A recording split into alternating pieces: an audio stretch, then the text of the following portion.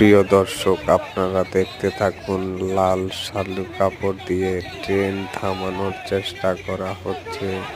সে ট্রেনটা কেন থামানো হচ্ছে সেটা আপনারা এই ভিডিওতে দেখতে পারবেন। সবাই ভিডিওটা দেখেন।